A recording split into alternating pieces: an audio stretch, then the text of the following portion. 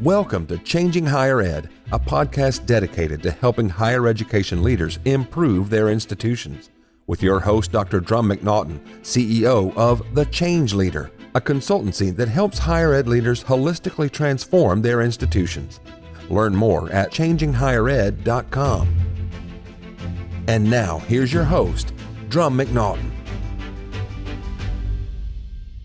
Thank you, David. My guest today is Justin Beck, CEO of Gravyty, a leading provider of AI-driven engagement solutions for higher education and nonprofit institutions. Justin has a deep belief in the power of technology to improve outcomes across the student and constituent lifecycle, from recruiting and retention to alumni engagement to fundraising. He says that higher ed needs to stop asking whether or not AI belongs on campus and focus on the reality. AI is here, and institutions need to be implementing it in ways that can deliver true value across campus. Justin joins me today to talk about the administrative applications of AI and how it can improve institutions, their effectiveness, their recruiting, their enrollment, and their retention. Justin, welcome to the program. Drumm, it is wonderful to be here. Humbled to be in your presence, and I appreciate the invitation today. Well, flattery will get you everywhere, my friend. So, I'm looking forward to a great conversation. You lead a AI-driven engagement solutions company called Gravyty. Gravyty. With a weird spelling, since every great name on the planet's already taken, you have to finagle with the letters sometimes. But yeah, the company's name's Gravyty. Understand. And you've got an incredible background in technology, Canvas, other places. Well, give us a little bit about your background. We're going to talk about AI specifically. This is going to be the fifth in a series of AI podcasts, but we're going to talk about something different. This is an area that you excel in, is the implementation of AI across administration. So give us a little background, please. Yeah, so quick personal background. I don't like talking about myself. It's the Catholic Midwest kid in me. It makes it really tough talking about oneself. But cut my teeth and grown up in the educational technology space. Early days at Blackboard, which was one of the early leaders of online learning, Pioneer. Got to see that adoption. I remember it. Yeah, it's a great seminal time period of life, really seeing the modalities of education change. And then career progressed in various go-to-market roles at, you mentioned Instructure, global head of sales there, led a company called Kaltura, which is a video streaming software organization that focused on commercial organizations as well as higher education globally. Great growth experience and customer impact experience there. And then, as you shared, I find myself at the helm of an organization called Gravyty, which is, when you think about Gravyty, we sit at the intersection of where systems of record, like the CRM systems, the ERP, the SIS systems that power fundraising and student engagement and core records at a university, we bring personalized action at scale. So I know those are buzzy words, but we'll talk about the nuances and specifics, how those manifest. But ultimately, it's about how do you take the data that's living inside your CRM and your SIS and your ERP systems and make them actionable through engagement across a full student life cycle. You mean we're going to do away with those APIs? Those APIs are we're never going to get away from those APIs. They're the lifeblood by which we're able to push data back and forth between those host systems and organizations like ourselves. And of course, I just jumped into it right off the bat by saying API. What does API stand for? Because most of the folks who listen to the podcast are academics. They may not know what an API is and what an API does. Yeah, an API, when you think about it, it's basically like the pipes by which data can move in and out of systems. And it's like a standardized format where you can interface. Early pioneers of APIs were companies like Salesforce and the HubSpots of the world that really made it easy for third-party tools to integrate, but also for developers to take under a common language in a safe, secure, reliable way, move data in and out of their systems and platforms. So it's an application interface in essence. Correct. Yeah, I was trying to avoid the techie, but you're smarter than me, Drumm, so I'm going to let you horse feathers. The technical interest. Yeah. Horse feathers. I just got stuck in that world a little bit years ago when I was with Dell. Oh, so 100%. Gravyty is interesting. In talking with you before, you made a quote that really resonated with me is that higher education needs to stop asking whether or not AI belongs on campus and focus on the reality. It's here, and institutions need to be implementing it in ways that deliver value across campus. Yeah, it's on the two fronts there. One, in that there's obviously a consumer, and when we think consumer, you think student and faculty members to some extent. Like this has become commonplace in all of our worlds between OpenAI, Claude, and all the various large language models. Folks are using that today now more than ever. And I think that goes without saying. So it's natural that it starts extending into your professional or education life, that you start using these tools for your own like personal productivity and your personal outcome. That intrinsically then prompts the, how do I make my education experience, whether that's content creation, as a faculty member, content assessment, like assessment, or as a student, as my teenage children remind me all the time, they're using multiple AI tools to help with their writing, refinement, voice language testing, quizzing. It's not all deviant as sometimes it gets hyperbole. And my daughter was a high schooler and she was using AI to create flashcards for herself on a subject matter that she was saying, no, she could have gone and purchased a set of flashcards, but she was using OpenAI to create flashcards for her. So I think one, from that consumer perspective. And then the secondary piece is that institutions, your systems that they engage with, whether again, there's ERPs, SIS, and various academic and administrative tools, are all putting AI functionality into their product platforms today. So to your point, Drumm, it's here. Now it's about how do we manage it? How do we keep it secure? How do we implement it properly? And how do we look for scale opportunities where we can really drive institutional outcomes, whether that's student success, student retention, faculty success, faculty retention, administrative optimization. There's so many areas that this is presenting an opportunity for us to poke into. Mm-hmm. And it's interesting because you referred to students and faculty using it. Cal State did a survey, over 90,000 respondents, 90,000. And they said 80 to 90% of all people are using, students especially, are using AI right now. And 80% of them felt like there are unethical uses of it.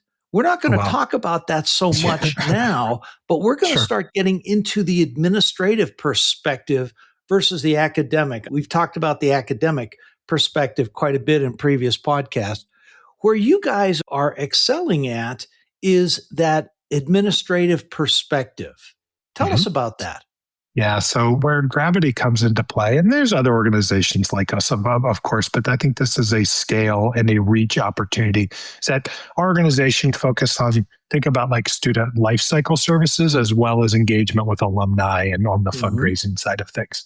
So one of the key areas where we really interface with institutions is helping with the both admissions and enrollment optimization, as well as leveraging those AI-powered tools for student engagement and support. So think about an agent or a bot or a virtual assistant handling inbound student questions no matter the time of the day, around financial aid, around housing, around registration, providing proactive nudges to those students that, hey, you're stuck in a part of this funnel.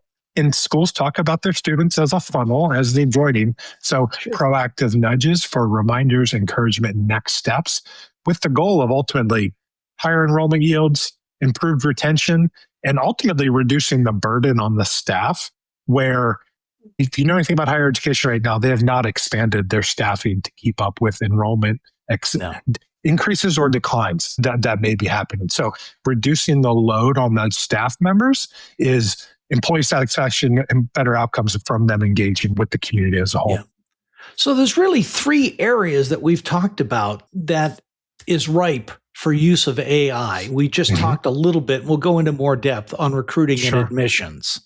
But there's also the IT and student support and alumni relations and donor stewardship, including athletics. Let's dive down into each of those areas a bit, starting with the recruiting and admissions. Sure. You just made a great point that many institutions haven't upped their enrollment, their staffing for enrollment. It makes good sense, especially for many institutions. Your flagship state institutions, your Ivies, your top tier are increasing enrollment, but Sure. there's many others that aren't. How can AI help drive greater enrollment? Yeah, I think there's two parts. On Florida, Southwestern State College is a great example that jumps out to me as one where the AI tools, ours as well as others, help them address 90% of their inbound inquiries were able to be resolved in first contact. When you think about 90%? 90%. So if someone reaches out with an inquiry or question, 90% of those get answered, and then they're able to hand off the remaining 10% for someone to get actionable about. So you think about a staff member in the recruiting and admissions department answering all these redundant questions. The scale and the technology and the AI-powered capabilities allows them to focus on extreme cases as well as folks that need a little more hand-holding in the process. So that allows individual scale. What that ultimately created was 2x quicker time for folks to get registered for their class, which for the university, that's dollars. That's money in the bank. That's money in the bank for an organization like that. What I like about that Florida Southwestern, that's kind of in that smaller institution that you were mentioning that typically do not have as much resources to be able to throw bodies, energy, a bunch of technology at it. Now, on the top end, you think about an Indiana University or some of the large community colleges in California, like you mentioned, those folks have potentially a few more resources at their disposal, but they're getting heavy traffic. We're talking 40, like Indiana University, I believe, reported about 40,000 more applicants this last go around. Wow. How do you handle that volume when you have the same staff, the same systems, everything in place? So AI helps you sort, prioritize, and be able to focus on the work that's going to be most important on that recruiting and admissions side of things. That is amazing. 40,000 more inquiries than before. I can only imagine what that would be like from a staffing perspective if you had to have bodies doing that. But I've got a question for you. And nobody's been able to answer this for me well enough, but I have no doubt that you'll be able to. Set me up, Drumm. You're setting me up. How many times have you called and gotten a bot that wants to steer you down a certain path, and then it is so inflexible that you can't get down that path and you just up hanging up the phone? That to me seems like a real problem, what it could be for colleges and universities using AI as the first touch. How do you get around this? Drumm, that's a great question. What my mind jumps to and where we get to work with a lot of institutional partners is there's a process flow that obviously you're trying to design on the support side of things. This comes back to that implementation question you talked about. It's like, how do we implement these tools so they can be most effective? 3 years ago, the best thing at your disposal was, hey, we're going to design a workflow. We're going to give it proper questions and response. And anything that deviates outside of that, you have to flip over to a live person. This is where, with the continued advancement of generative models and all the large language models, is that now there's this beautiful intersection between the canned content, frankly, that we want to deliver someone in the perfect scenario.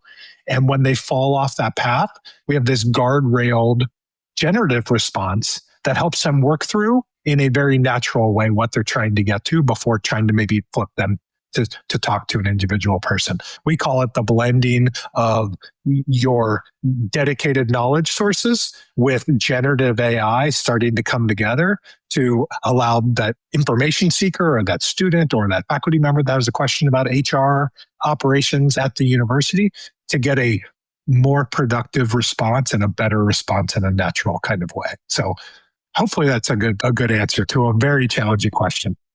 Yeah, well, thank you. It does answer it to some degree, but it also tells me that we're having to rely on AI more than we did to come up with appropriate answers and then get AI to think when we've played Stump the Chump and we've gotten a question there that AI can't answer. It seems like with corporations, they try and steer you down that path and you've got to go down that path 3 times. I can guarantee that I've got a lot of patience. My wife tells me all this all the time. But somebody at that age trying to apply, are they going to have the patience that's necessary? No, they're going to abandon rather rapidly. And this is where the curation of those experiences and the analytics that come out of tools like ours and tools that are available is so important, because you can see with exact precision where students are getting stumped on questions, where they're abandoning a workflow and a process, which allows you in real time to take action. This isn't a quarterly report that comes out in some packet. You can see live time every day that, boy, if somebody, one of the classic examples where I talk about oftentimes is many times, and we have an institution in New York where over 40% of the questions that come to their financial aid office have nothing to do with financial aid. Oftentimes they're about housing, they're about registration. And if the knowledge being provided to that student, that virtual experience, is just about financial aid, they're going to get very frustrated and have to go searching somewhere else. Compared to the generative capabilities that can look at all the campus's knowledge resources for best, can get them to the right direction, but also allow the financial aid office to pull in more information to their question and response opportunity. So that's where data analytics and active human intervention to curate these AI experiences is so paramount to the success. Yeah, that makes perfect sense. Thank you. Yeah. You're a lot smarter than you said you were. So driving greater enrollment using AI at the top of the funnel is very important, and there's models to do that. One of the things that you said when we spoke the other day was you can use AI to avoid the summer melt. Tell me about that. Yeah, I'm thinking through some examples of some recent organizations we've talked to. So there is obviously a automated student support process where AI can have a great help too. So there are triggers that happen inside the CRM system, the registration system, the campus housing system. Think of all the tools that a university has at its disposal, but oftentimes, even today in 2026, those are fragmented silos of data. So aggregating tools like Gravyty or some of the reporting tools that might be on the market give you triggers and indicators proactively and help funnel down the students that need some intervention, that either hasn't registered for that upcoming semester, haven't completed some said process. So very much like the recruiting and admissions action and intelligence, you get very similar indicators on the student success side of things when you have a very clear outcome-driven prioritization of what you're hoping, like a bot or an analytics tool is ultimately being helpful for you all. So Empire State University is a great example where they, through implementing AI-based virtual assistants across the numerous departments, upwards of 8 departments, they saw a 25% increase in student engagement with those web properties, which I would love for us to take claim for all this, but ultimately it led to a 4% increase in their year-over-year student retention. And equate that to dollars so people understand that's big. Yeah, so if you think about an institution that has 5,000 students, 1,500 of them in any given class, 4%, $25,000 a year, the math adds up pretty darn quick over a 3 to 4 year time period of revenue staying with the organization. And at the end of the day, Drumm, you and I both know the revenue to the organization is super important, but where I think all of us need to be paying attention is these are students who oftentimes have loans. And if they're not getting to degree completion and the productivity in the workforce, we're saddling a generation with just extreme loans without employability. And that's the stuff. I know I tend to talk a lot about enrollment and funnels and dollars to the institution, which is ultimately one of our core customers. But this is ultimately about making sure students are set up for a lifetime of success. Which goes back to what many folks have heard me say. There's a threefold purpose for higher education: prepare people for the workforce, for the public good, and in many respects, most importantly, the transformation of the student from a teenager to an adult. And with all those things, if they're saddled with this debt, how can they get out and be more productive when they're having to pay back things? I mean, you can't live a life that way. No, particularly with the cost of everything unfolding from housing to, it's so present. And one of the reasons I think I've stayed working in the educational technology sector for so long is that it's so tightly tied to generational outcomes improvements for our students and their families and generations to come. Yeah. So we've covered recruiting and admissions at about a 40,000 foot level. We haven't gone down into detail, and that's okay. We've talked about student support and the IT integrating the systems across campus. The other one that I thought was fascinating was your alumni relations and donor stewardship. Let's talk about that a little bit. Yeah, this is an area that has been a little slower in the uptick of adopting AI technologies to support their processes, their systems, and their intelligence. Some of it has to do with legacy systems, quasi-old ways of doing things. But there's leading institutions like Boise State University, for example, that has incorporated numerous AI tools to help with their fundraising efforts. One of the best examples is they provide to their major gift officers an intelligence tool that helps them target within their portfolio when's the right time to be engaging with. Major gift officers have roughly 150 to 200 people in a portfolio that they may work with. And that's a large number of prospects, if you will, to constantly be engaging upon. So everything from creating custom emails that should be sent on a regularity, insights as to what's going on with all 150 to 200 of those families or individuals or family offices. Boise State was one example that both from targeting around major gift officers as well as helping curate earlier in lifespan giving experiences, saw an 87% increase in donors, the volume of donors year over year, with a 50% increase in the number of donors that have a repeat giving experience to the institution. That generated multi-millions of millions of dollars to the organization. And there's a lot, obviously, Drumm, as you'd expect, that went into that, from curating personalized websites, individual personalized outreach that was fueled by AI, as well as a wealth of analytic knowledge being surfaced to those that interface with the donors. So really cool experience. It's amazing that one thing you really caught me, because I've got a good friend of mine does fundraising and coaching people on fundraising, is when is the right time to approach a prospective donor? And if you've got AI who can put you on a calendar, develop a calendar, and give you the things that person is interested in, I would think that would increase your likelihood to receive a donation, especially a sizable donation. The sizable is really about building the relationship, but you're using AI tools to start and build that relationship. The Drumm, exactly. The mantra in the fundraising space is honestly, your first interaction with a potential donor shouldn't be an ask. It shouldn't be an email asking for their donation.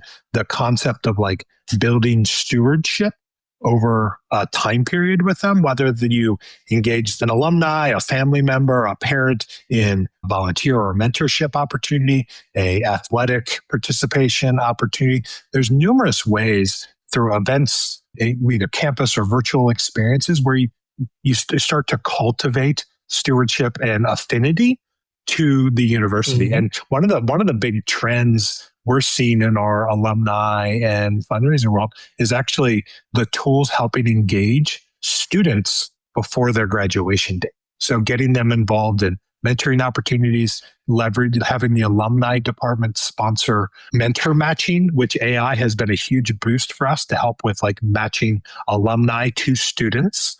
So they build this affinity that, gosh, my university helped me with my employability, my mentors that I work with, whether I'm a current student or I'm a graduate looking for a young graduate looking for a new mentor. AI tools have been thrust into the center of that, of helping take these hundreds of thousands of alumni and tens of thousands of students and helping with the interest matching and ability matching. So that can, and I know that discussion is so far away from like fundraising, but those are the type of activities that make someone's propensity to give back to their alma mater increase by hundreds of % when they've had those type of experiences. Well, especially because fundraising is a long-term game. It's not, like you said, you don't do an ask on the first time around. It surprises me that when I speak to so many prospective clients, the first time they say, well, give me a proposal. It's like, I don't know you well enough to give you a proposal at this point. Yes, But yes. Anyway, we'll get there. There's some gotchas with this. And I would think one of the big ones has to do with security. Yes. If an institution hasn't established very clear guardrails from a policy perspective about acceptable use, the type of systems that are available, like you're seeing, just Google search, like higher education, AI acceptable use policy, and you will see, I would put well more than 50% of institutions have something in place, and the rest of them are working on something right now. So cost and critical that is like documented, both from a liability perspective for the institution, but as well as for guidance to the community, how to do it. The second part of this, Drumm, that I think is like also so incredibly important is to take the bull by the horns. Don't let the institution or organizations throughout the institutions run wild with picking up all their own individual things. There are very clear areas, and we've talked about some of them today, where the institution itself can sponsor the model tools and some of the centralization of resources that help keep their very private and secure data captured within the organization. For example. Mm-hmm. Yeah. Exactly. Great example. Yeah. One thing that I am seeing, and I'd like your opinion on this, is that many institutions are getting their own private instance of these tools so that they aren't sharing their proprietary information across multiple platforms. Are you seeing this as well?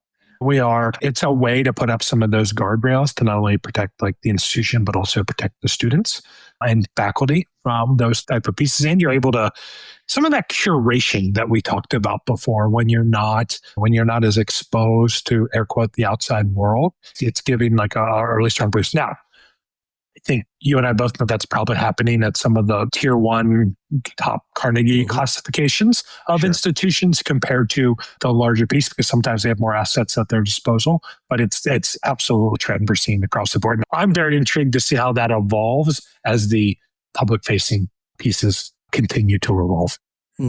I am as well. One of the things that we've talked about is the importance of requiring a human be in the loop for the decision making, not turning it over to AI completely, but you've got that human ethical input as well as people making the final decision saying, yes, this is a good idea, or no, this is ridiculous. Correct. I'll harken back to the example I gave of, like, again, very tangible example, a virtual assistant chatbot that's sitting in support of a operational unit inside a university like financial aid or recruiting and admissions. There isn't a set it and forget it capability where you turn on something and it auto magically does all the work that you're hoping it to accomplish for like after hours support. There's people's easy button here. Auto magically. I like it. I'm going to borrow that one. Take it. Oftentimes when we're interfacing with prospective customers, they're like, I just want to put this thing in place and have it do all the work. I'm like, it's still going to be the Wild West if you let it just jump in and do all the work. Human intervention there to make sure, like I mentioned, about reviewing things like, what are the 20 most common questions that are coming into my department? When are they coming in? What was the next action that student took after that question was provoked? Those are all things that half an hour a week, someone just sitting down, reviewing that and updating some of those workflows or the guidance or the knowledge of content. Drumm, I got one. I know I'm going long on this answer, but I want to share one beautiful example of where human intervention comes into play. Universities are littered with websites and properties. Really? And often, as you can imagine, oftentimes those have not been updated to the most recent information. When we were working with a school in Missouri, most recently, we put our web crawler in place. It goes out and looks for all their institutional content knowledge.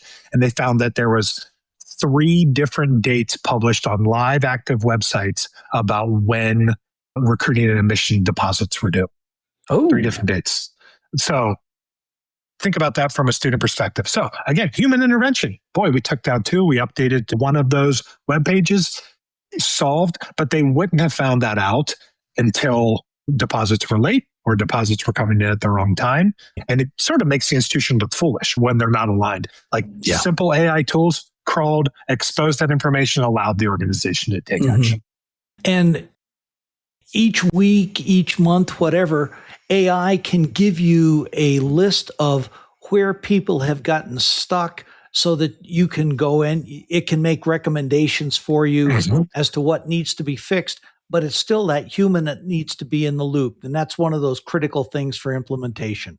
Absolutely. Drumm, think about the continued changes in financial aid policy, legislation, things that are coming at a federal level. Every year, there are significant changes. How does an institution keep up with all those requirements, this change of expectation, the change of classifications? AI surfaces all that, updates knowledge repositories, updates answers, can update web pages. It's saving 2 FTEs full-time jobs to keep up to date on this and allow the institution to get focused on those higher impact personalized touches that they want to provide to students. And that is critical. Enrollment, fundraising, whatever it is, the student services, it's got to be that personal one-on-one, but there needs to be a way for people to, everybody's busy. There's got to be a way for AI to guide the person with the question to the right answer. And if that doesn't work, then that's the time for a human to get involved. Absolutely. Absolutely. Drumm, I think this comes to the implementation discussion we have. I think where institutions have probably faltered at times with AI-based technologies that they haven't had like an end goal in mind most of the time. It was the new whiz-bang toy that is available to be used. Whereas like any good project, you've ran many projects over your career. It start with the outcomes in mind, and then we're going to design systems and tools around how to make them most successful. So that's one of the key pieces of advice we start every one of our engagements with. That's great. Well, Justin, this has been a fascinating conversation for me. I apologize for throwing a curveball right there at the beginning, but that's a question. The AI bots just drive me crazy sometimes. You're one of the hit zero. I do it too. When I call it, I just start hitting zero sometimes just to get me out of question and response. Yes. Yeah. I find that if you get through that 3 times and they haven't given you to a live body, it's not worth it anyway. I'm just going to never give that product a recommendation. I love it. I love it. I love it. So as we draw down to a close, our 2 takeaway questions. 3 takeaways for presidents and boards. What do they need to be thinking about from an administrative perspective and the AI tools that are out there? Absolutely. 1, move quickly, but with the things we talked about.